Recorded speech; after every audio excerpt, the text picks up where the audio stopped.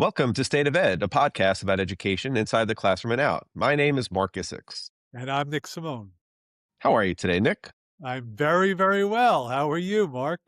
I know exactly why you're very well because we are continuing our FETC series, and we are absolutely stoked to have on the podcast Jeff Piontek, who is just like one of these guys. We were just having lunch and along comes this stranger named Jeff. And within like 2 minutes, he became almost like the Dos Equis guy, like the most interesting man in the world. But just a little bit about Jeff. Jeff is an author, education strategist, a human-centered AI advocate.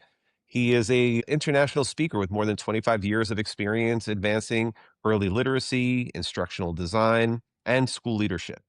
He is the former director of instructional and informational technology at the New York City Department of Education, and his work focuses on protecting the human foundations of learning while thoughtfully integrating emerging technologies, including AI.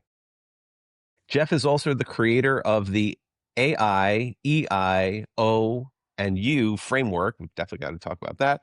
A practical model designed to help educators and leaders balance innovation with well being, oral language development, and human agency. It is particularly applicable for early childhood settings where relationships, play, and language form the foundation for lifelong learning. So much to talk about. So happy to have you on. We've been marking this date on our calendar for a long, long time. So, Jeff, welcome to State of It. Hey, thanks so much, Mark. Thanks, Nick. I appreciate it. I'm happy to be here, and I think it's gonna be a great conversation as well, being three New Yorkers. So I think it's gonna be a lot of fun. Yeah, and who knows what kind of language is going to come out here also, because three New Yorkers, we'll try to be on our best behavior. Nick is usually pretty reserved when it comes to that, but I can't necessarily claim the same. this I only get that way when I'm driving, especially when I'm in LA. It's just a challenge, growing up in New York with the fast pace of learning to drive in Brooklyn and, being in LA, 5 lanes and we're going 15 miles an hour for no reason. It's just you shake your head sometimes. Well, because they have like 400 million people who live in California now, so that could have something to do with it. That's for sure. I think it's like 12% of the population in the country. It's definitely fourth largest Oh, economy, I think, in the world. Something like that, they said. I believe it. I believe it. Jeff, could you just take us back to your New York City DOE days? Tell us a little bit about what you did there, and then we'll start the conversation at that point. That's awesome. Started as a dual language math and science teacher in the South Bronx. Didn't know I was a dual language teacher until I showed up and they gave me my card the first day, my program card. I went in, I interviewed, and they asked me something. And I was interviewing with the school-based option. Basically, we had a parent, a teacher, and administrators on the staff, which I think is a great way to interview when you're actually hiring for a school to make sure culture and climate are a part of it. And they asked me some questions in Spanish. I had taken 4 years of Spanish in high school and 4 years in college. I'm like, I get offered the job, I accept it. And then I walk in and it says DL on my program. And I asked one of the other teachers, like, what is this? What is DL? And they're like, you're teaching us classes in Spanish. I'm like, what? I had no idea. So spent about, it was a lot of fun. I love the kids there. And I was in District 10, in the Bronx there. And it was a great time, great opportunities. A couple of years later, our school was actually one of the schools that ended up in the chancellor's district. So we ended up in a lower performing school based upon our test scores. Within the chancellor's district, I actually got the opportunity to work from the school. I got to go to the district office. I was a staff developer for science and tech there, and then worked my way up the food chain there, and filled in every different role. Ran summer school for 150 schools, and then as time went on, sat in for an interim acting principal, assistant principal, and then was actually the director of instructional informational technology for about 3 years prior to leaving the city. But it was a lot of fun. We did some great things. We actually rolled out a full implementation of tablets back then, not thinking that we'd put them in backpacks with a logo on it, and it basically put a target on our kids' backs, and they all got, not Oh my thinking God. in the South Bronx, and you put a logo on a backpack, and people are like, hey, there's an iPad in there. It was actually, and a lot of kids got robbed, so we had to replace all the backpacks and things like that. Things you don't think of My God. today. But it was a lot of fun, put implementations of Wi-Fi in the Hunts Point area, working with, Verizon and AT&T back then, to actually put it in the community that didn't have access. So it was a lot of fun, that's for sure. And a lot of, change. And I still stay in touch with some of my kids I had as students back then. That was almost 30 years ago now. Was Rudy Crew the chancellor back then? And so, yeah, I was working underneath Rudy Crew and then Harold Levy Mhm. and Joel Klein. Mm. And then after with then I had, Carmen Farina was there. My office was at my last couple of years, my office at 110 Livingston Street, and then, transitioned over to Tweed when they sold that building to make a point about getting rid of bureaucracy in New York City. They sold those. And the craziest thing is I'm sitting on a meeting about a year ago, and I told somebody I used to work at 110 Livingston. And the guy goes, "I live there." And I started laughing. I said, "Well, you know the flagpole? I was on the 3rd floor. That's where my office was." And he starts so he was actually on the 5th floor. I mean, I was like, beautiful building. It was 100 years old, that building. So it's pretty cool. And they left all the logos up from the building. So if you're ever in New York City and you want to see where the Board of Education building originally was, you can go by and all the logos are on the outside of the building still. Yeah, those are the addresses that everybody knew. I mean, I started in the DO it was the Board of Education back then, not the DOE, but, 65 Court, 110 Livingston, like, those are the addresses that you had to know if you're because you always needed something from one of those 2 buildings. Yeah, 65 Court's still there. You can't get in anymore now. You have to have an appointment to get upstairs. So it's because I guess there's too many people come in that are complaining about things in the system. But yeah, it's a big system. It's, I mean, obviously the largest in the world with over 1 million children. It's a, I was fortunate and to be able to work there because I understand things from a different perspective. Going from there into a district of 5,000 kids, it's just different problems, different issues that people are dealing with. End goal is to educate kids, get them proficient, get them into workforce, whether it be through a college pathway or a, career pathway, getting them out that they're going to be, productive members of society. And that's one of the things I've been focusing on a lot of my work now is around early language and early literacy, because in reality, if you can't read, you can't do anything. We all know this, but it's not a focus. I don't think enough on a lot of when you have 65% of our kids nationally that fail the 4th grade assessment. And that number is higher for black and brown kids. I mean, you tap it to 70, 80%. So before we even talk about your wealth of experience right now, do you remember the path you took to go into education? Like, do you remember the moment you decided that you wanted to be an educator? Yeah. It's funny that you asked that. That's not the normal way. My mom worked for the DOE for 40 years, right?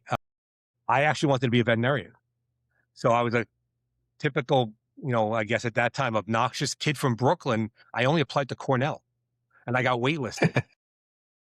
So Bill Tremontano, who is actually the president of Queens College now, was at that time, was the dean of the department. At Mount St. Vincent and Manhattan College, at that time, it just merged the two of them together.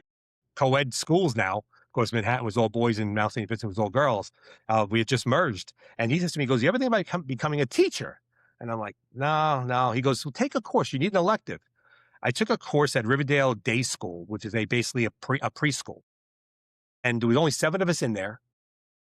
He actually did it through just play-based learning. The teacher was phenomenal. And she says, "Just act like you're a kid in my classroom because I want you to understand what it's like being in the classroom." I was the worst kid you could find. She turned around, I hit people with blocks. I was moving chairs. And then she's laughing. She goes, "This is the stuff you're going to have to deal with." And I was like, "This is pretty cool." And then when I first started deciding I was going to, I didn't reapply. That year, I actually did a switch, a gender equity lawsuit. 22% of the incoming class the next 2 years was female, trying to equalize the numbers in that school at Cornell. I really liked what I was doing when I started teaching, and I just never even looked to go back. It was a lot of fun. I mean, I've done a lot of other things in my career. I worked with racehorses professionally as well in Monticello and at Roosevelt Raceway. My dad and mom, they'd owned racehorses my whole life. Growing up, my brother was a award-winning trainer. My brother Jim had horses racing stake races around the country and things like that as well. So it's a lot of fun. Yeah. Eclectic background. And I give you another one is I worked at the Bronx when I was going to undergrad. I worked at the Bronx Zoo as a wild animal keeper. And there's a guy named Jim Brahini, who was a teacher at the school, who at that time was a curator of the children's zoo. So he allowed me to change my schedule at work so I could go to classes and be able to work during the day. So, I mean, I had people that looked out for me. I was, blessed in so many ways that, it just worked out. And I was fortunate to end up in a school I really liked and to work with some great great kids, great people, and learned a lot. That's for sure. It's been a wild ride. That having that wealth of experience, as diverse as that is an advantage. It's such an asset because you draw from all different things in life. I try to have this conversation with young people when I'm trying to help them. I'm working at 7 through 12, and some of them as they're entering 12th grade or they're looking to leave 12th grade and think about the future. And they're so laser focused on a particular pathway, and not that they shouldn't be, focused on a particular path, but I said all of your life experiences will inform your future, all of them. So nothing, there is no wasted experience, there is no wasted opportunity. So if you wind up a little bit far afield, it's okay. I always give the example of like Steve Jobs, a famous example. Like he slept in Buddhist temples, and he had a love of calligraphy, but he was able to stitch all of that together, and that became his biggest competitive advantage, is that he had this wealth of diverse experiences to draw from, and that informed the kind of leader and visionary that he became. So the same thing with you. Yeah, it's true. I mean, my first day teaching, or the first week I had a middle school class. I had a kid that teachers sometimes will warn you about kids they've had before. And you take that with a grain of salt, because personalities always play into and of that child's relationship with you. So, and I was a brand new teacher. So I was in there and I get this kid and I'm nervous the first day that he's in my class. And he literally jumps up on a desk and starts making monkey sounds. So me being a wise guy from New York, I right away say, okay, who can name that type of monkey? I'll give you 5 extra points in your first quiz. And everybody's going like this. I was like, oh, come on. And they're yelling out different monkey names. And right away, he diffused the situation, but it was just me being just quick on my feet. Growing up in New York, you had, obviously, your head's on a swivel, in the time in the 70s and 80s. Yeah, that's right. I'll be 60 this year. So it's like, it's a little bit different. I mean, New York gets safer, gets a little bit more dangerous here and there, but it's always a big city anywhere. You got to pay attention. But that's, things like that. I never had classroom management issues because I had a good relationship with my kids. I would stay in the gym afterwards. I'd play basketball for 2 hours with them, and I'd talk about the angle and the arc of a basketball. Or I'd go over and grab the drapes that were in the gym and I'd move them and talk about waves. And the kids were like, I guess I understand it now. I was like, yeah, it's just making it real for the kids. I think great to teach was kindergarten, because that's the only days. And I was a teacher in the South Bronx with a dress shirt on, a tie, and dress pants, which you don't have to in New York. You don't have to dress like an administrator with a tie or a dress shirt. You can actually wear a t-shirt, really, or polo shirt if you wanted to. I just thought it was important for the kids to see somebody that was like that in a professional situation. But I wore jeans the days I taught kindergarten because I would get on the floor with the kids. And I remember a lesson where I actually did surface tension with pennies with a water dropper. And the kids couldn't believe when they were looking at it how much water was on the meniscus that was over the penny. And it was the wow factor of everything. And then I thought about it, like, these kids never had an opportunity to even see something like this, or to have. That's why I worked in underserved communities my entire career. I got offered a job the second year teaching in Bronxville and turned it down. A lot more money. It's just, I just wanted to stay where I knew I was going to make the biggest difference because I enjoyed what I was doing. And, I had somebody go to the Bahamas for the summer and come back and bring me a conch shell. And the kid was telling me, he goes, I carried this back from my vacation because you helped me pass math. Otherwise I wouldn't have been able to go, things like Beautiful. that. I still have it. I also have a cup. Of course. Olivia Weber was my assistant principal, my first year teaching, and she gave me a mug that says A+ teacher on it. I still have it to this day. I don't use it. It sits on a shelf. It's just one of those things. And I tell people I see myself as a teacher on special. That's what I still am. I'll always be a teacher at heart. I like what I do. I'm fortunate, but I always look at it from the pedagogical lens of how I can help kids and how I can help companies better serve the kids that we're working with now as well. So it's pretty cool. That's a great line. You can steal it. Yeah. That's fine. You can tell No, we would never. tell people that I'm a TOSA. I said, I'll always be a teacher. We were going to steal it with or without permission, Jeff, just so you know.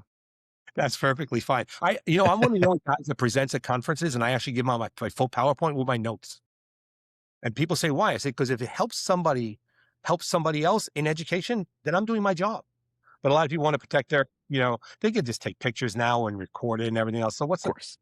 So it's easier just to give it away to people and say, hey, you give me credit, you don't give me credit, whatever. It's just, hopefully it helps you do something Right. that affects kids and your teachers. I'm sure the way you present it, though, can't be replicated. So they could have your slide deck, but it's not going to be the way you do it. always the segues of their life experiences, like you talked about, the stories from what happened in education and the things that have, it's been a long ride. I've kept a journal my whole way through my career. So people would think it's a work of fiction, but it's not. You guys know being in education, the things that you see and things that happen. It's been a lot of fun and, some challenging days, of course, the days you want to just scream and cry and pull your hair out, which I don't have a lot of hair left, but.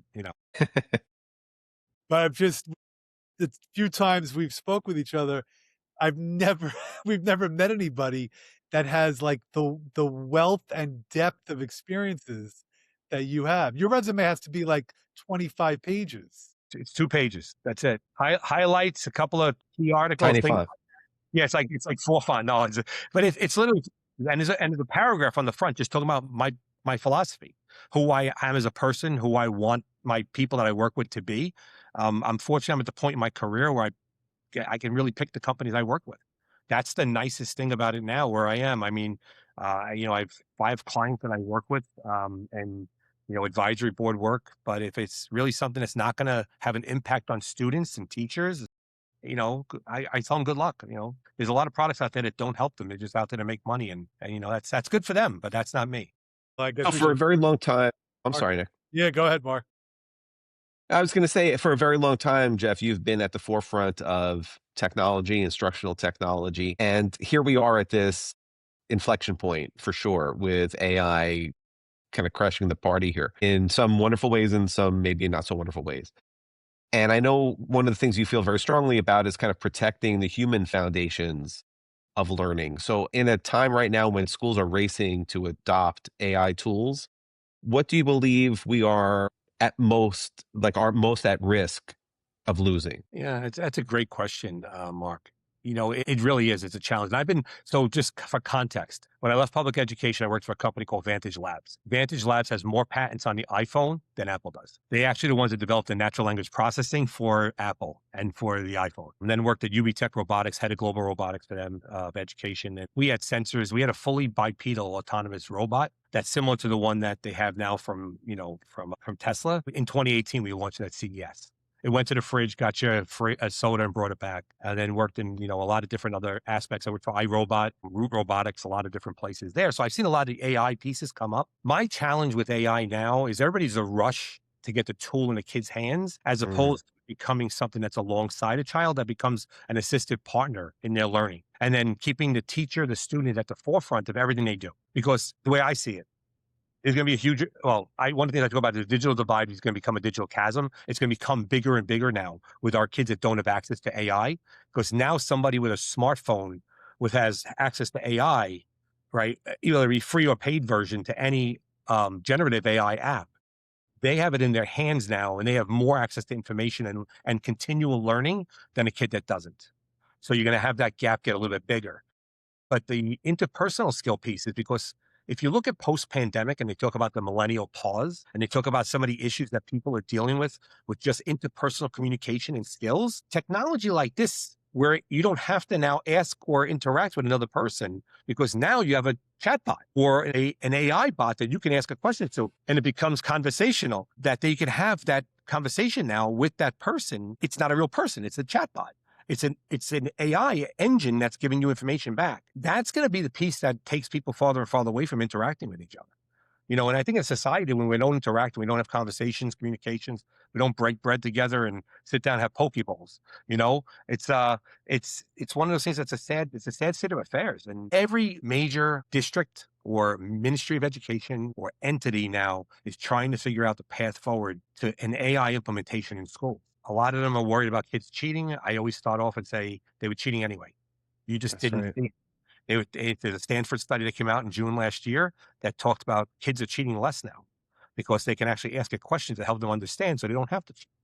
So it went from roughly 65 to 70% to about 55 to 60% in their it's just, I think there's so many opportunities for us to learn from each other with the interaction that I think the AI is going to start pushing people that way, because it becomes ease of use. If you could throw somebody an AI tutor versus having to sit down with them for an hour, and cost effectiveness, that's the other challenge. Well, what do you think about this argument? Because I personally feel like if we don't put more of an emphasis on making instruction meaningful, and showing the value of what we're teaching, then kids will do the same thing that adults will do with meaningless tasks or menial tasks. They'll find a shortcut. They'll try to use technology to cut whatever corners they can just to say that they did it. But something that's meaningful, they will actually invest themselves in. Um, if writing a birthday card to my mother means something to me, then I won't put it in ChatGPT. I will write it from my heart, and it will be genuine and authentic because it has value to me. But if it has no meaning to me, then I'll just put it into the bot and just let the bot produce something, and then it'll be done. And I just feel like the same thing is like the example that you just gave with the students who were using it to teach themselves instead of to cheat. If learning whatever that is more valuable to them, then the bot becomes an asset. But Yeah, I if agree. it has no value, they'll just use it to complete the task. Yeah, and I still write personal notes. I still send people cards. I send people letters, because it's meaningful, because that's just who I am. But I think that I wasn't always. I mean, I was that kid from Brooklyn that was like stereotypical New Yorker. I think I've changed a lot over the years, living in Hawaii and learning as a person and how you treat. It's basically the walk, not the talk. Mm, That it is. But I agree with you wholeheartedly, Mark. But the problem is that I think a lot of these people out there now, and I'm not going to name companies that are doing these trainings for teachers on using AI in the classroom, are teaching them shortcuts, but not talking about the pedagogical implications of doing this. So the right. teachers are doing shortcuts now with their lesson planning, their assessments, their quizzes, and kids know. So kids are not going to be, it's not meaningful to them because they knew the teacher took a shortcut now, like you just said, to do this. They're going to say, hey, why do I now have to actually learn this or ingrained it in my being because the teacher didn't even take the time to actually do this? That's the challenge. Everybody talks about prompt engineering, right? And I think or prompt craft, whatever you want to call it. Writing a true prompt is like writing a really good essay. And that will get you the information you want out of it. But a kid that works with a great prompt to write it, to have an essay generated by generative AI, that's cool for the kid because now they got an essay. But if you spend 10 minutes asking the kid, what did you learn? How are you going to use your learning? And how's it going to impact on your future? Those three things are aspects of now the interpersonal piece that you can use AI to drive. But a teacher then becomes more efficient because they can allow a kid to write with AI and modify it. I recommend taking it after they do the first iteration, put it in the essay, get the prompt out, get the essay out, put it into a Google Doc. Then you can see all the track changes. What were they thinking after you met with them? You can see the thought process. How did they change, Right. modify? Because then the human piece of it gets embedded into the AI as well, where it helps me generate content. It's sad because so many people were good writers, and I was a good writer. I wrote a book in 2009 called Blogs, Wikis, and Podcasts. So my first book, and I write prolifically on LinkedIn and articles. Now it's like, anybody can write with using AI. And if you train the engine well enough, you can write like a great writer. I mean, you could write like, a Shakespeare or anybody else that's, in their prose. It's really amazing. Yeah, back to what you were saying before about the teachers taking shortcuts. I think the concern is if it was bad to begin with, I don't want them to continue to produce horrific work and just taking a shortcut. I don't mind them being more efficient as a result of using AI as long as the finished product is better than it was. Right. And I think that's the struggle that some teachers are finding it great. Like you just said, oh, I can put together, like you just said, a quiz or a slideshow. But if it was garbage to begin with, then why are we continuing to do it that way? Yeah, I mean, Nick, think about it. In our era, it was garbage in, garbage out. It was it's the same. That terminology hasn't changed. I remember going back in New York City when you were at the district level. They had you're as an administrator, you have to rate teachers every year. So when they either get a satisfactory or they get a U rating. If they get a U rating by the assistant principal, the principal has to rate them. And then if they want to terminate them, they bring in a district person. Unfortunately, I was that designee by my superintendent as a district Mm, because I understood pedagogy, but I also understood people. And I would go in and sit with people. And, there were people that I recommended, unfortunately, to be terminated, that they didn't belong in education because it wasn't the right career for them. But mostly than not, I recommend them being moved by grade levels. Like I would take an 8th grade teacher who had a K-8 license and say, hey, this person belongs teaching early L. They don't belong teaching middle school. They have no classroom management skills, but they have really good understanding of literacy and mathematics at the elementary level. They'd move them down there and they'd be really successful, and some of them didn't, of course. I'm not a genie who knew what was going to happen, but one story sticks with me is I walked into a classroom in the South Shore of Brooklyn. and I was in a large high school, and they knew I was coming. And she opened up her lesson plans. And remember back we had the binders, and she Of opened up course. the plastic, and the plastic Of stuck course. page to page because she had been using the lesson plan book for the last 30 years. And I told her, I think it might be time that we updated these. There are new standards that came out. And unfortunately, now there's teachers that are using AI the same way that teacher did. They're just using it to the same thing, like Nick just said, that they use the bad lessons as opposed to improving it. And that's why I'm very critical of people that train teachers on use of AI in the classroom.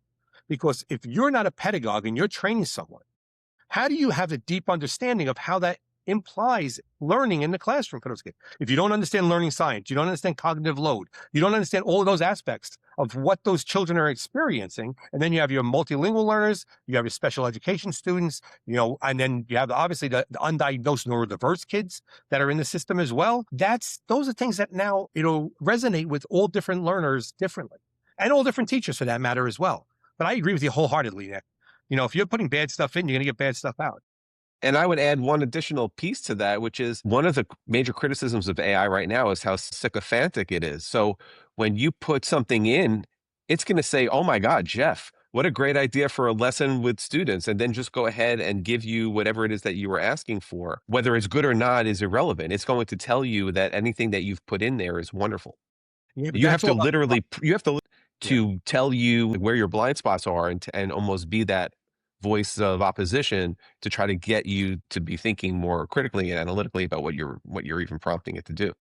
Yeah, I have an agent that I built that was named after one of my professors, and I'm not going to name him here. He taught genetics when I went to when I went to college, and I would answer questions, and I wouldn't phrase it in "this is the answer" and write it. If he wanted full sentences, and I was giving you, and he kept on marking up points.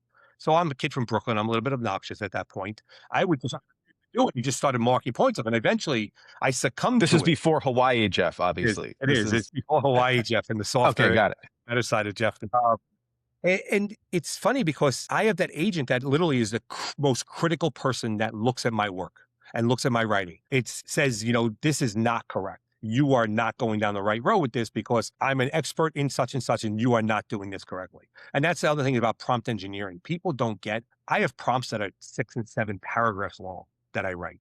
And then I always ask it at the end, tell me what I told you to do, whatever I'm using, whatever engine, generative AI engine, and then I always say, then when you start, ask me any other questions you might have as an expert in that field. And it always makes me go back and be metacognitive about how I'm thinking about what I put in, because I have an idea what I want, but now you're asking something else, not something else, and to give me information back. And that's all it's doing. It's not thinking. It's just making sense of what's there and giving it back to you. And people think, oh, it's amazing. It's just giving you what's there. You guys know Ken Shelton. Ken Shelton does a great. And Ken Shelton, you know who he is. He's a keynote speaker. He's a pedagogue. Ken wrote a book last year on bias and equity in AI with Dee Lanier that came out. It's phenomenal.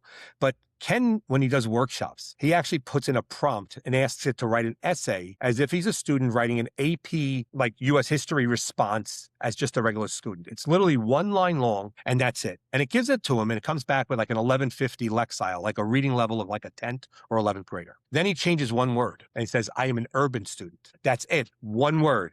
It drops the Lexile. Then he changes 2 words. I am an urban multilingual student, and it drops the Lexile down again.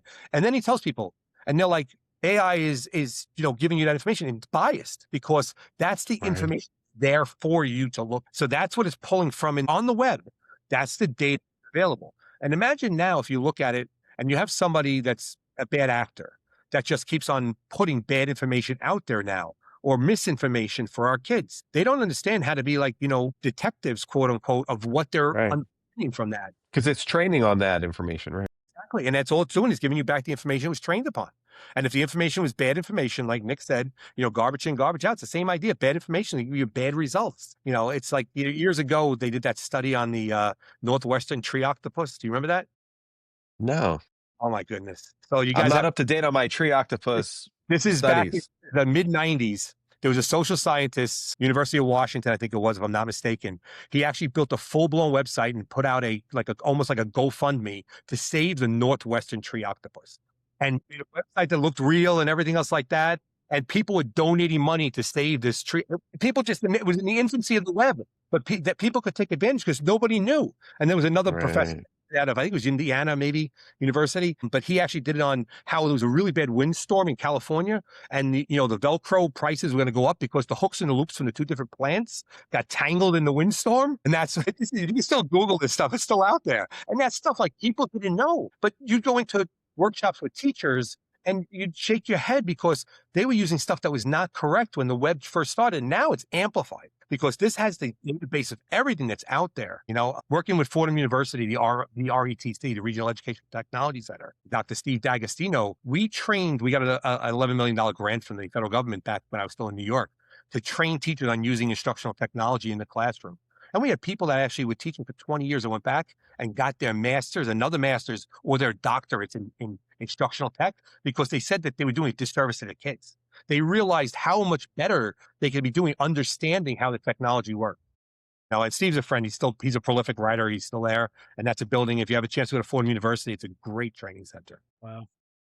So should we delve into that framework, Marc? Sure, let's do it. Yeah. So, Jeff, you created the AIEIONU framework, right? Such a So great name. it is.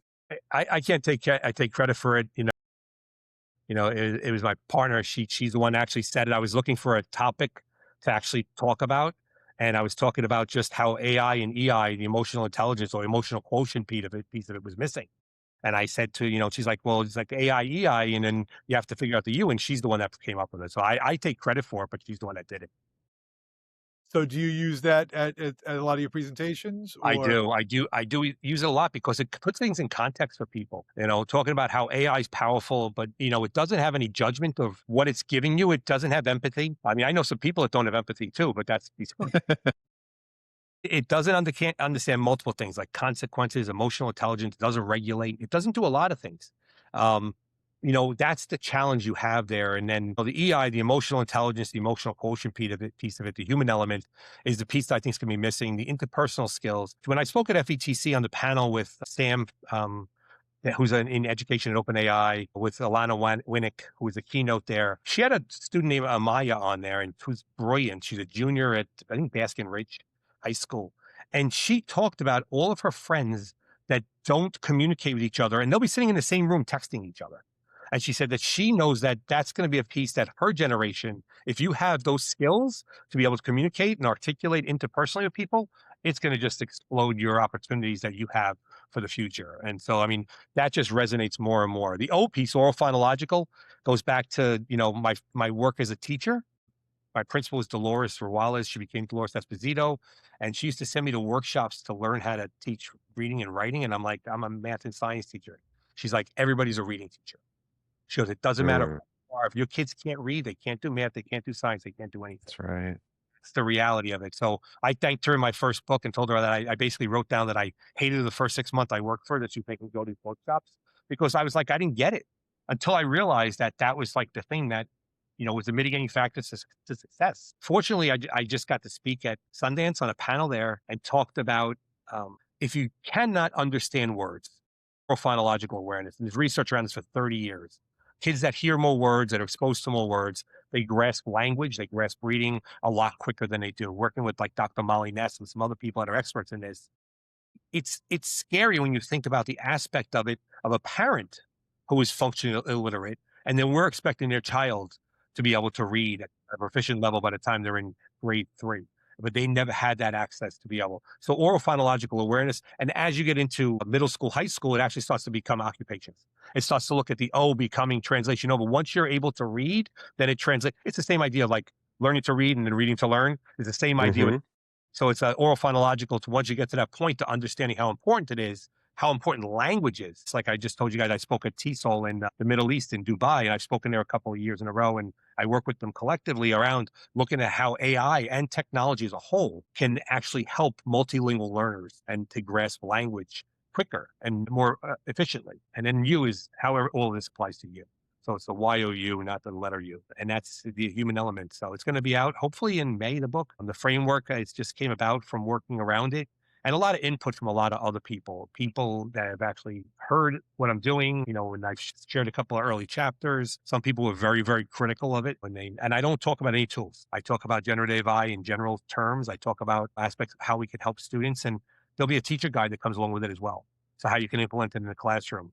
So there's 120 days of lessons that you can use to make your kids basically focus on making them better people. Our goal as educators, at least in my idea, is to have kids become 21st century globally empathetic citizens.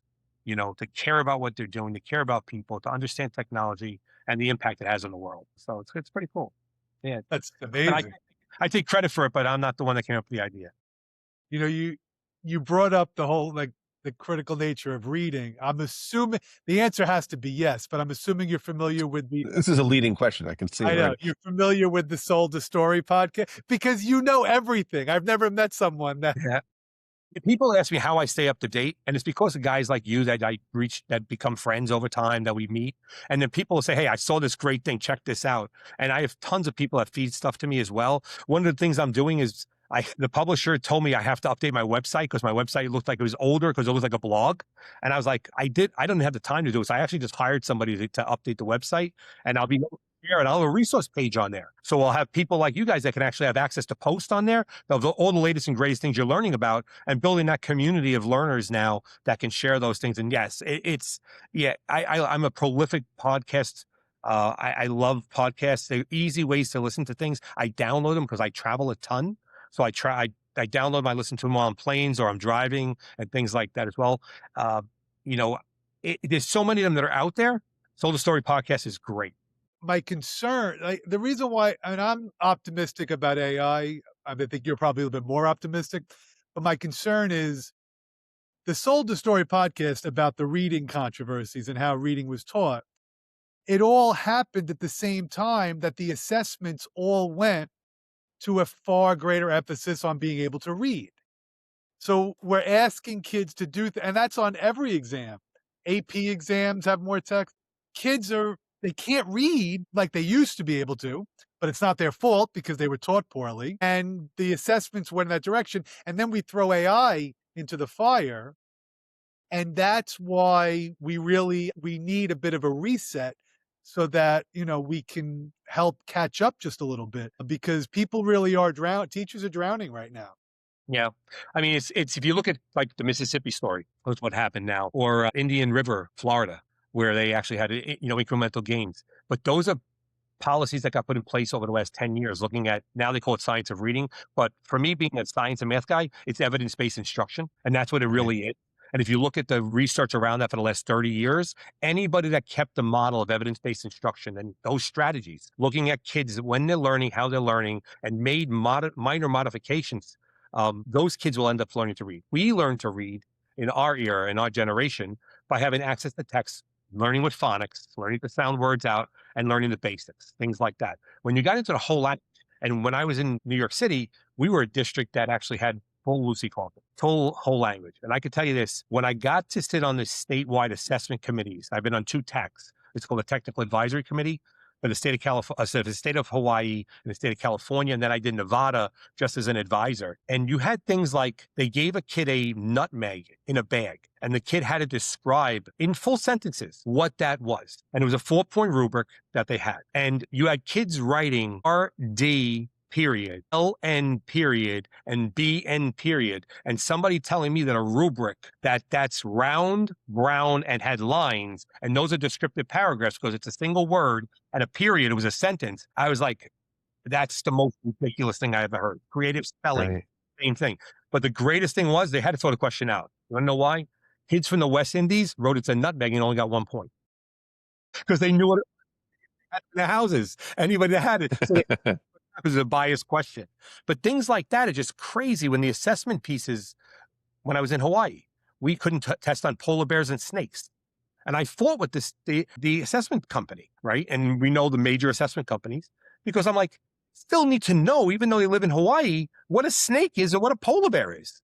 Right. But they may never have been exposed to it. And the kid that's from the mainland, right, from the 48 contiguous, they may not have had, exposure to it. I'm like, then that's on the teacher because it's in the curriculum, talking about different types of things. It's like that's the piece that you have to look at is sometimes we go a little bit overboard on things. And, I personally think there will be kids that science of reading model doesn't work for them because of how they learn. You have all of these kids on the spectrum, not the spectrum in the sense of a disability or neurodiverse learner, but the spectrum in the sense of how they learn. You're going to have kids that learn a certain way and other kids that don't, adults that do and don't in a certain way. That's the craziest thing. I always go back to James Popham's book, The Truth About Testing. I don't know if you ever read it, but if you never have, it's a great book. It's from the 90s. And it literally talked about the infancy of standardized testing and how it came about. So it's a really, really good book. It's by James W. Popham. It's one of those ones that Dr. Stanley Case, who was my superintendent, gave it to me back in the 90s. And she said, you should read this as you're starting to develop. And at that point, we were doing the ILSPET and NICEPET, the New York State Performance Evaluation Test in Science, and the intermediate level science performance evaluation test for the state of New York when I was still there. That was around the time that they were experimenting with the PAM test in math, right? That was like the mid late 90s. Yeah. Like 95 to 99. Have you ever forgotten anybody's name? It's a rare No. thing. And somebody asked me this the other day, and I told him, I said, I think it's I trained myself when I first started teaching with 515 kids in the school that I was in. And when I first started teaching, I was like, how do I know? I was a push-in science teacher. So I had my own classroom. So they would come and drop the kids off and they'd go to their prep. And I had kids in there that I had once a week. And I'm like, then I realized that kid had one parent who was working 3 jobs, who may not have had another caring adult in their household. And I made it a point that if I didn't know the kids by the end of the first semester, that I knew who their friends were or who they were related to. But by the end of the first year, I would know everybody's name. And ever since then, it's been that way. But my dad always says I've had a photographic memory. Like I'll meet somebody and I could tell you where I met them. So, I mean, like for you guys, I met you guys at FETC sitting in a back table near the poke bar. And I'll remember that forever, like where I met you guys and who it was. And yeah, now there's apps out there that you can actually scan people's QR code and it tells you where you met them. So it's like a cheat code. Really? Oh, it's called Blink, BLINQ. It'll tell you can actually put it into the Blink where you are that day. And when somebody scans it, it goes into your contacts. It said you met them here. It tells you. So it's a cheat code. That's crazy. Yeah, as well. So, and the other thing is I have 12 or 13,000 people on LinkedIn that are connected to me. I've met every one of them. I don't accept people on LinkedIn that I'd never met. So if I never met you, I've never talked to you on a phone or been on Zoom with you, you're not in my network. And I get 50 or 60 invites probably a day. Really? Just because I write prolifically and I comment on people's posts. The hardest thing about that is being nice. I mean, because there are so many people out there that are just pontificating about AI to push their own personal agendas and it's like, it's not helping kids. Why are we doing this? It's not helping. They'll realize that later on. Do you want a doctor that cheated on his test all through AI operate on you when you're in the emergency room? I want somebody who actually understands what they're doing when they get to that point. And that's why technology is an assisted device that helps you learn and assists, but not something that replaces the learning piece. That's funny, Nick. Yeah, no, I'm fortunate in that regard. But it makes people think about it. When you're a teacher and you know a kid's name, they're less likely to do something and think they're going to get away with it because they don't want to disappoint you and they respect you because you know who they are as a person, especially when you get to know them. But Jeff, you have to understand that I've known Nick for 25 years, and he has an exceptional memory. I think the two of you had a long conversation, kind of going deep into basketballs, the city-related basketball stuff and Long Island-related basketball stuff. But anyway, then I met you, and you make Nick look like Mr. Magoo. Mr. Magoo was smart, though. He just really had bad vision. I'm just kidding. And for Mr. Magoo, that wasn't the reference I was going for. But yeah, Mark, just so you know, he's going to come up with a better analogy, and he's going to retape it later. No, I would never do that. That's funny. No, but Mr. Magoo, I try to keep things as current. I spoke at TEDx a couple of times, and my first TEDx was educating Jetson's children in Flintstone schools. I love that. I saw that slide deck of yours. I love that title. And people that were in there, in their 20-somethings, they had no context to who the Jetsons were. And that's the craziest thing is now we're talking about the Jetsons that's 40 years ago. It's not around. They had the technologies. Most of it's available now, pretty much, except for flying cars, but that's coming soon. I know. I just took my first Waymo a couple of weeks ago when I was How at the was that? conference in San Francisco. It was surreal. Yeah, It was I did once surreal. just to do it. That's Yeah. exactly what I did, just to So say that I fast. did it. I couldn't believe how fast it drives. It got me like it took off. And then the one thing I don't like about it, it only has 4 choices of music. So, that's a challenge. And now I said something to somebody the other day and you talk about branding, right? I can't see the Jaguar without seeing a Waymo because Right. we have them in California. They're all over. I see 10 of them a day. So I see that car now and I automatically think of a Waymo. So I don't know if it was a good thing of them partnering with Waymo or not that, they branded themselves as the Waymo. So I'm waiting to see I don't know. the Tesla version that doesn't have a steering wheel, that doesn't have anything. So you can actually sit people Hey, in I the, think I needed the steering wheel, even though there was nobody sitting behind it, but I still needed to see something like moving. I don't know why. It's just placebo effect, I guess.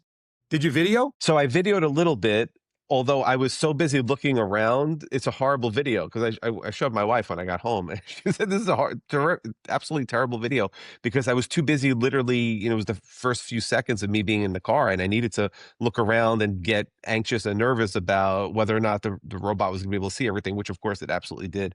And then I FaceTimed my son for the rest of the ride, and I told him it was like the Jetsons, and he had no idea what I was talking about.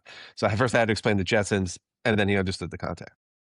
But it was magic. It's like your childhood reading Dick Tracy and watching the Jetsons and all the futuristic stuff from the 70s and 80s as a kid, all literally like hitting at the same time and realizing that this is actually here. Not the future anymore. It's not a dream anymore. It's not science fiction anymore. It's like you're literally sitting in it and it's moving. No, I think about my first StarTAC when it flipped open and had a little thing up, and it looked just like the devices they had in sci-fi movies. Back in the early 2009, 10 era, I got to work with Hank Rogers, so the guy that invented Tetris, and a guy named Marc Lockridge. And Mark actually owned a company called Foundation 9 Entertainment, was a video game developer. We actually did a program where kids actually learned to code. They were doing 2D animation coding, and then they took it. We actually rendered it in Maya, which is a really heavy, intensive program. But I wrote to Caltech and said to them, I said, I want an education license for your Crytek engine. And it's $1 million a license to use this in the real world. That's what they used to render movies for Disney and things like that. But we were making photoreal video games, animation simulations in 2010, 2009. Back then, using technology to drive it, using Alice and Maya, all the programs are just coming out in their infancy. But we started with Scratch, a basic block-based program where kids learned how to actually do, yes, no statements. It was simple block-based programming because it taught them how to think computationally, which is a critical skill that kids have to learn. Yeah, and it was great. It was a lot of fun. Way too early for education. It was called Blue Mars, and it was really, really cool. And it was pretty cool. That's for sure. I've been So exposed, but again, took a chance, partnered with a program that nobody else at that time. Second Life was the one that was out there. If you remember Second Life, and I used to always tell people you need to get a first life before you have a second life. You need to have a real life before you go to virtual. Actually, that goes back to resonate where I tie back into the emotional piece, the emotional intelligence piece. You don't have your first life. What good is a virtual life? Just get far and far distance from society. Amazing. wait, what? Let me see if I get this right. So you spend most of your time now, other than not sleeping, you spend most of your time consulting and then presenting at conferences. Would that be? I do. So I work with a couple of different companies. I've had a company I worked for 5 years. It's called Perfection Learning. So AMSCO, Covercraft, Turtleback, Wiley now. They have all of Wiley products. I worked there I was their SVP of global and licensing for them. And I was full-time employee. And 5 years ago, I walked in and after the national sales meeting and I quit. And that's when I went into full-time consulting. I still have them as a client. I still run global and licensing for them. It's great. And I present on their behalf a lot at conferences and for major districts. They'll call me and say, hey, we have a meeting with so-and-so in Texas or Florida or New York. And I'll hop on a plane or I'll hop on a Zoom and talk about the programs and the products because I've lived a life from a teacher all the way up to a state level employee and then worked with organizations like National Governors Association, Chief Council of State School Officers, all of the AAAS, all of those guys I've worked with because when I was in Hawaii, my state superintendent, which is the only state district in the country that's a single district, that's a state, she hated to travel. So I was her designee at all of these meetings with these higher level people that I got to meet with now. And a lot of them are commissioners. I'm friends with a couple of commissioners of states. and places like that as well. And Kibeam is the other one, the handheld wand that Jim Margraf developed, the guy that did the Leap Pad. And then a couple other clients I sit on the boards at advisory boards and working with them as well. Tutoring company that I've worked with over the years as well, bringing them. They wanted to get into New York City. They couldn't figure out the architecture to be able to get a license to sell their products. The easiest way was to buy a company that already had that contract. So they purchased the company, and through the process, they purchased the company, and now they sell in New York City, and they've grown exponentially over the last 3 years. But the coolest thing is getting calls from people that say, hey, I have a problem. Can you come and help me try to figure this out? And then sitting down as a thought partner and, doing the work I do in the Middle East with those guys working in like Saudi 2030 and, working in the UAE with the Ministry of Ed there as well. I've worked with 27 schools, I think, in UAE now. I've worked in Doha, in Qatar. I've worked in Kuwait, in Egypt, and, in Riyadh, in Jordan. It's been great. I just was saying earlier to Marc that I have a trip now I'm setting up to go to Uzbekistan and Kazakhstan there to help them actually look at their students and how they learn English using AI as an assistive device. Because it's great at what it does. It can give you a score and tell you how well you articulate something. And being from Brooklyn, and when I speak publicly, I stay away from certain phrases, like I don't talk about water or coffee because the people know right away. And I definitely never talk about a pawn shop because it can be articulated as something else if you speak quickly. Kid coming from, Uzbekistan or Kazakhstan that was part of Russia, now learning, trying to speak English, and they don't have the access. It's not a rich country. They don't have a lot of natural resources and they don't have a real big economy, but they have the technology that can help them test what they're learning and how they're learning it. So yeah, that's it. I work as a consultant now. It's been a lot of fun. I've had companies ask me to come back in-house and I told them I'd be happy to work with you guys as a consultant, but I think it would stifle me. That's one of the main reasons that I loved my job at Perfection. Steve Key, the CEO, is great. I still talk to him on a regular basis because I still work with them. It was just so many things like just trying to herd cats. It's like I see an opportunity and this could be something that's really innovative, and things like that. So when we didn't represent Wiley, Perfection didn't represent Wiley, but I had the opportunity to meet with somebody at Wiley and I talked to him and I'm like, what are you guys doing in K-12 education? And we were able to actually now take that over globally. The only place that we don't represent them is in the UAE, but that's going to hopefully change in the next year. But they represent Wiley now globally, which is a nationally 150-year-old company. And then Perfection Learning this year is 100 years old. So it's pretty cool working for companies that have actually made it through those iterations of generational. He's a third generation CEO to still be successful and still innovating. He has a bunch of cool programs and he has AI embedded now. It auto scores essays for the APs, practice tests at about an 88% accuracy rate. So it gives a teacher a score and says, this is what the score AI would give it.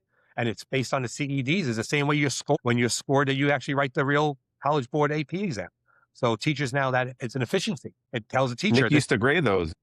No, you're a high school teacher. You're grading 180 essays a week. Think about this. Now you're grading only based upon, you could grade them all if you want to.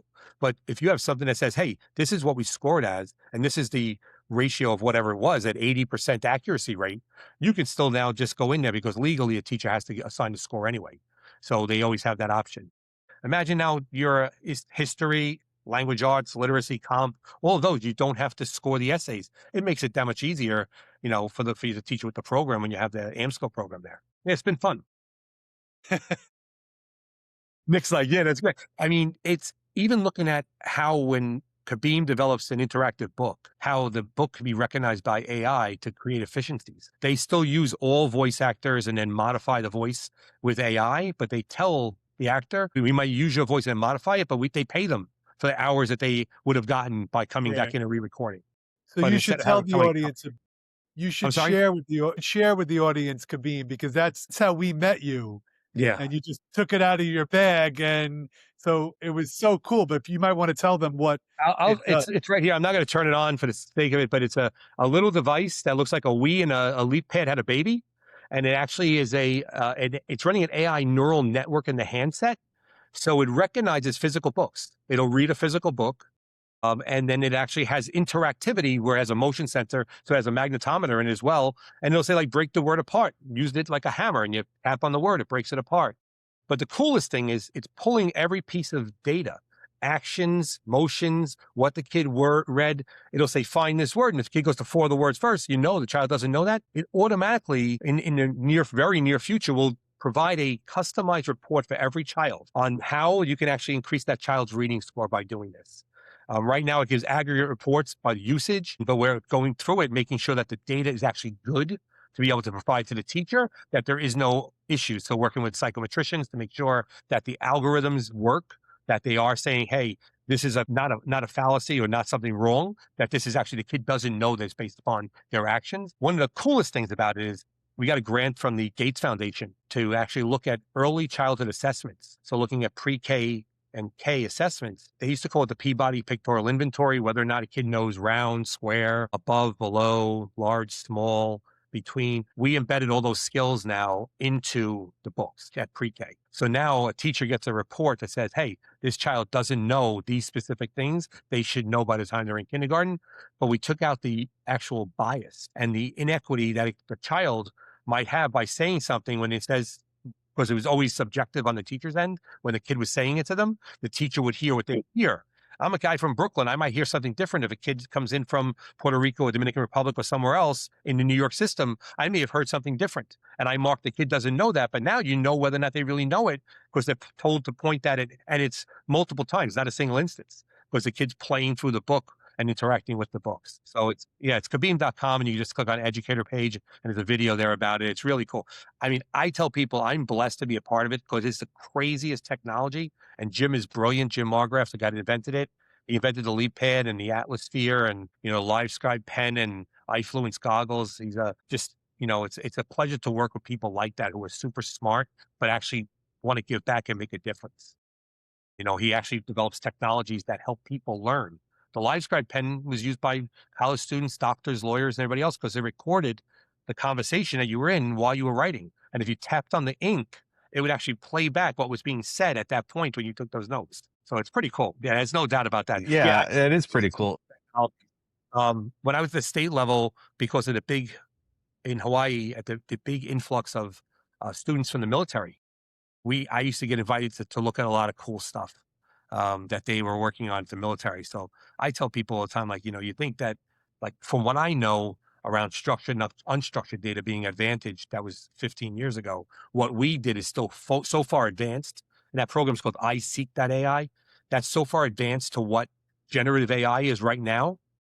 I can only imagine what the military has access to. The government's not Anthropic though. No, not that's funny. Yeah. I saw that today. They also had 1.5 million people. They lost as users already. They said their numbers because of that.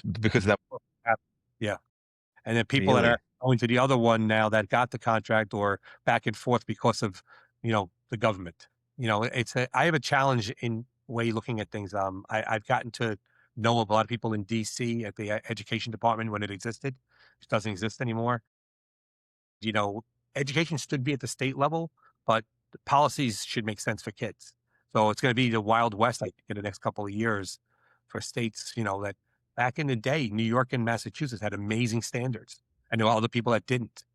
That's one of the things that the education department, by creating the Common Core, helped to equalize the country. It gave you a level playing field to what the bar should be for our kids at each grade level.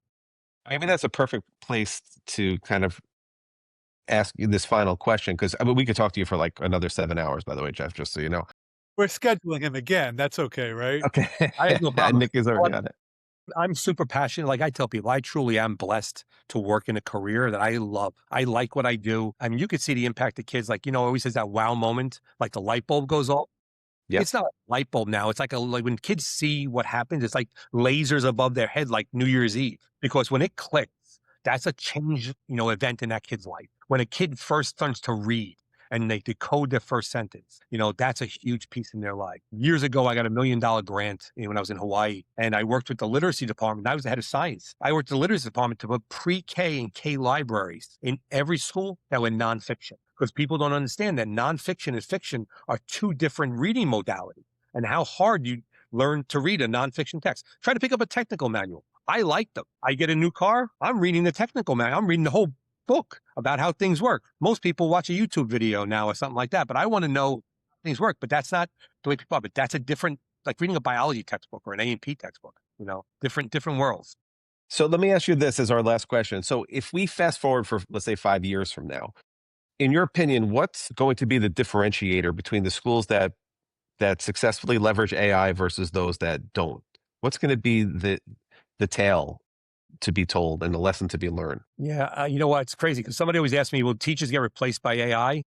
And I was in a room. I was speaking at a higher ed conference, and I told them, I said, "People in this room will and should." And they just looked at me, and I said, "The reason being is that university, you have a professor that has 300 kids in a lecture hall. They wrote the book, and they say, turn to page 38 and do this. You can do that with AI the same way that that professor is teaching that lesson now." So I think the biggest mitigating factor is kids with and without AI and how things are going to change them is probably the fact that when you look at the pathology of that child's learning journey, how they went to become a learner, a kid that has a learning partner with them. So hypothetically, looking at a kid that was engaged with technology as a thought partner, bouncing ideas off them to someone that doesn't is going to be that much more farther advanced. And that's why I talked about the digital chasm before, because kids that don't have access, I think, are going to be at a disadvantage. But I think that kids that have access to AI and use it effectively and efficiently, now that's the whole piece. Learning how to use it as a thought partner, ideas off of, and then taking that idea and say, how do I embed that and make my thought process better? But that's where teachers come. That's where you have people doing all these trainings have to make sure that you're training a teacher to ask those questions. I think that the IB method, and then for people that don't know about International Baccalaureate, if you take an independent study in an IB program, they don't care what you study. They just want to know, what did you learn? How is it going to change your outlook on what you're doing now? And then how's it going to change what you think about in the future? They could care less what you're studying. It's all about a thought process. And I think that's what AI should be as well for you right now. And I think that's where in the future, it's going to be one of those things with kids have it and don't have it. But you know, the scary part, I think it's going to be adults more of that than kids. Imagine somebody that's underemployed that now has an AI chatbot that works alongside them now to help them, learn something or learn something new. I'm prolific at taking courses in LinkedIn Learning. I take a ton of them. I listen to them while I'm working. I listen to them while I'm writing and everything else because it's always giving me different information. And then you take the quizzes, you get these little certifications. It's cool. But now I actually started going to like the Microsoft certification on prototyping around product development in AI. Things like that, because that's going to be cool about how you look at now the thought process of how you develop a product that helps life become better and things like that. And just to end on, I'll tip about a story with pre-AI. So got to meet Dean Kamen. If you don't know who Dean Kamen is, he's the guy that invented the Segway.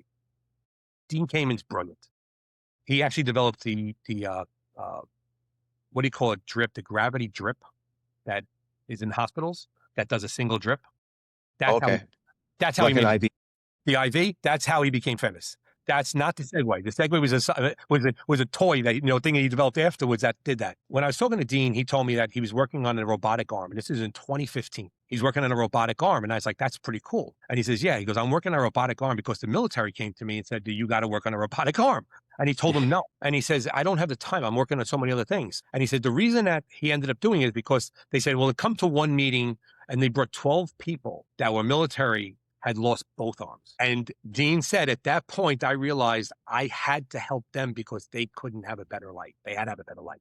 They have to see, like, and then the coolest thing was he figured out how, and I think it was five different ways to interact with their systems, their biological system, to make the arm trigger that by nerve impulse of what it was supposed to do. And that's what about how the technology and human element coming together to solve a problem to make life better for people. He's like a hero. I mean, his brother Bart, who passed away, unfortunately, I always kid around, was just as smart, if not smarter. He ran the Lymphoma Leukemia Society. He was a doctor. But the coolest thing about both of them, their mom was a principal. She was a teacher. And they attribute everything that they did to their mom teaching them to question and to think critically and to work hard. And that's one of the things we always have to do. Ask the question, why? When a kid's doing it, I know we're parents, we have busy lives, but when a kid's there and he's 5 years old and he asks you why 50 times, it's because they really just are inquisitive. You can't shut them down. You have to answer those questions. Well, I'm fortunate. My oldest is an engineer. She went to NYU. She works in accessibility. And my son, he works on cars. He's a technician. He would yell at me if I called him a mechanic. a Mercedes, and he works on electric cars and things like that. And it's just been a blessing to have them to answer those questions and always giving them options, playing with toys that make them think. I think that AI is going to be that thing now. Those toys are coming. It's not going to be like Teddy Ruxpin cursing at people. It's going to be where AI is embedded into devices with a purpose, impactful, where hypothetically, like the wand gets embedded or the on a wrist or a device or something like that, that helps kids learn, not just tells them stories or does things like that. Amazing. Now you Awesome. left us speechless. Like I said, I just truly am. I'm lucky. I like what I do. And I always say I'm my mother's son. So, I always try to make sure that, she put the love of learning in my dad into me and what I wanted to do. She spent 40 years at the Department of Education in New York City. And taught it to me. I only spent almost 20. She's got stories. My mother and my father also were Board of Education people. My grandparents were Board of Education people. So I didn't know that there was another profession until I was like 28 years old. Yeah, it's a thing, and I mean it's a challenge though because educators are not seen, and I've been fortunate enough to travel to so many countries. They're revered outside this country. Even when you go to Canada, they're seen as like a doctor, a lawyer, a practitioner. It's minimalized, and I think it's because a lot of the political rhetoric around things like unions and everything else like that. It's just a challenge. It's just without teachers, where are we? There was just a great article in 404 Media about podcasts, things I read, and it talked about the school now that has AI teachers. So I'm not gonna. Guys can go. We can leave that for the next time to start off and kick off the conversation. That's one of the biggest concerns I have is people that are just putting a kid in front of a technology device with an AI tutor for 2 hours a day and think they're going to become proficient in whatever they're learning. It'll work for 5% of the population, but you know what? Of course. Those 5% would be despite a teacher, despite anything else, they're going to be successful. It's not Those going are to the work. kids who are doing their classwork when the sub forgets to show up to the room. They already started their homework. That's the 5% that you're talking about. Right. But being a teacher is so much more than that, Mark.